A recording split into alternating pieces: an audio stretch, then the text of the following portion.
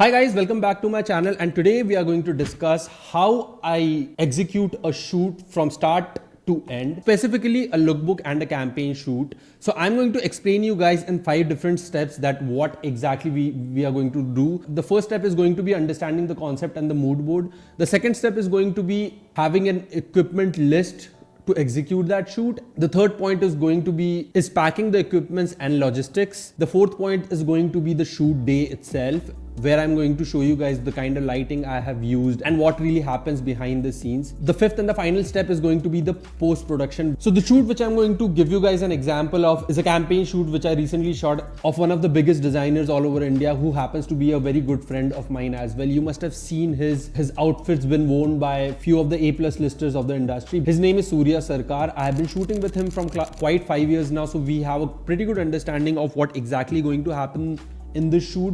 Basically, if you work with a client for a particular while, you are quite through with the style they actually resonate with, and which helps you a lot in the long term. So the first thing which you're going to do is understand the mood board and the concept of the overall shoot. Something which you need to understand about mood board is the photographer's job is not to make the mood board.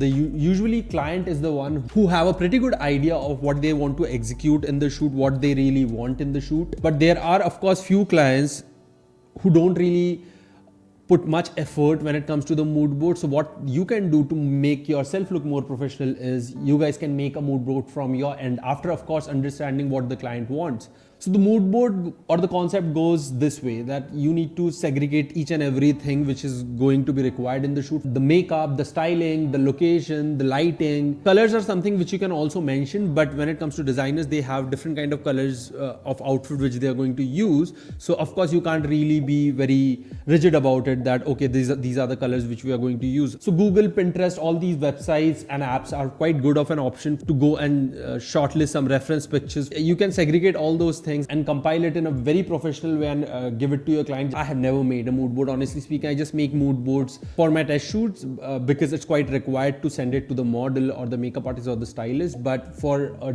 campaign or for a paid shoot, it has never really been a requirement for me. But if you really want to add some plus points in front of the client, then it would be a really good option for you guys to go out there and like try to make a mood board. So you need to make sure that you understand the concept and the mood board of the overall shoot at least 1 week prior to the shoot, just so that you have a pretty good understanding what kind of equipments you are going to use on that particular day. Or sometimes even you can do it a couple of days prior as well if it's a last minute booking. But I always prefer to meet the client at least a week prior if possible, whether in a Zoom call or a physical meeting, just to understand what is the expectation of the client. Just because the budget is so high, there are so many different things happening, get a grasp of what exactly is going to happen on that particular shoot. Now once you have understood the concept and the mood board of the overall shoot, the second step is to make an equipment list. So the easiest thing which you can do is, which I usually tend to prefer, is that I understand what exactly the clients want.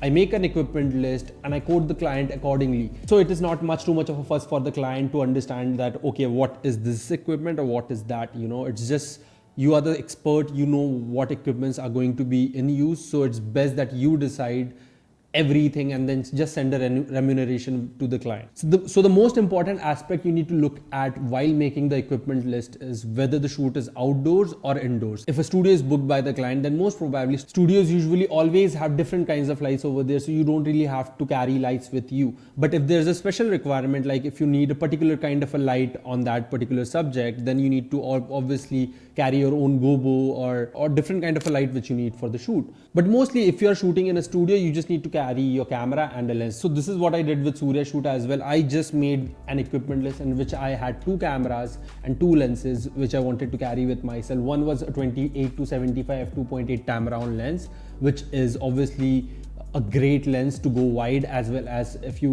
want to go tight for some portraits as well, it's quite a good option. In a studio, you don't really have much space to go back, zoom in and click some good pictures. Also, when it comes to fashion, you don't really want too much of background blur or something like that. It's usually good for portraits, but when it comes to fashion, it's cool, but it's not always cool to blur your background. Usually it's always appreciated more if you have more things in focus, because if you have more things in focus, the dress is eventually the outfit which the model is going to where is eventually going to be in focus properly. So yeah, I used a 28 to 75 f2.8 lens, and I also carried a 35 f1.2 lens. I wanted a lens which can give me a good amount of depth of field while I'm doing the shoot, and 35 1.2 is quite capable of doing that without making it look too portraitish. Is portraitish even a word? So the final thing which you need to understand is, if the shoot is indoors, you don't really have to carry much of stuff. But if the shoot is outdoor, you need to carry your own lights, your own reflector, your own whatever you want to use on that particular day when it comes to lighting.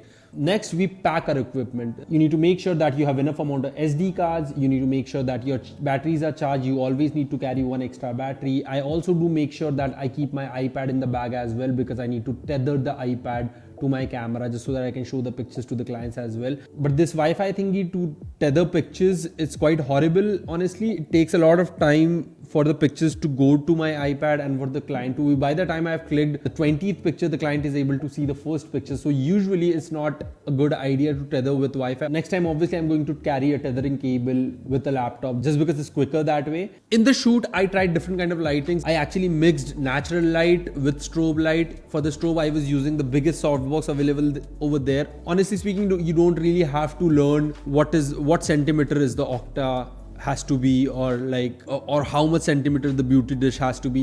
I mean, it's quite normal these days that a beauty dish is a beauty dish and octa is an octa. So, but in this shoot, I actually chose the biggest softbox possible over there just so that I can get very soft light on the model. The model actually was quite stunning as well. So because of that, I really wanted some soft light on her face just so that we can accentuate her features as much as we can. Of course, we are going to use harsh light as well in future. First few looks I did with a bigger softbox. I mixed the softbox light and the natural light coming from the window and created this kind of an effect, which looks really cool in my opinion. Then I also used a beauty dish to attain some kind of harsh light effect on the model. One thing you need to understand is you need to decide by yourself that what kind of a lighting is going to look good in this kind of a scenario for different kind of an outfits. In fact, if some outfits actually look good when harsher light is used, some outfits actually look worse when harsher light is used.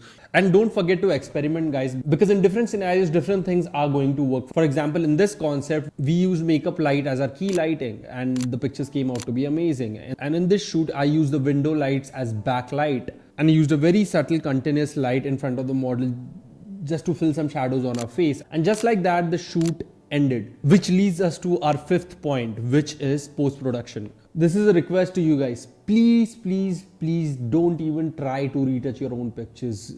The quantity of the pictures is so huge that you won't be able to focus to your next shoot. Always prefer giving out pictures to the retoucher to do the retouching part, because that delegates your job and helps you to focus to the next shoot directly itself. Because shooting and then delivering the retouch photos on time is actually a huge task. Trust me, you guys would understand that as soon as you start shooting quite frequently. So find a retoucher in the market who actually resonates to your style, whom you resonate with, and give the job to that particular retoucher. When it comes to my own projects, by that I mean few of the test shoots which I do, the concepts or something like that, in that I obviously edit and retouch the pictures by myself. I really want to be creative at that particular moment. But when it comes to a client work, it's usually best to give it to a retoucher, because the retoucher would obviously pace it up a little bit and deliver the pictures on time. They are through with it. I hope you guys enjoyed it. I hope you guys got to learn something from this video. If you guys liked it, please press the like button. Please subscribe to my channel. Every week I'll try to make at least one video for you guys to educate you guys. Please do like, share and subscribe. Also don't forget to comment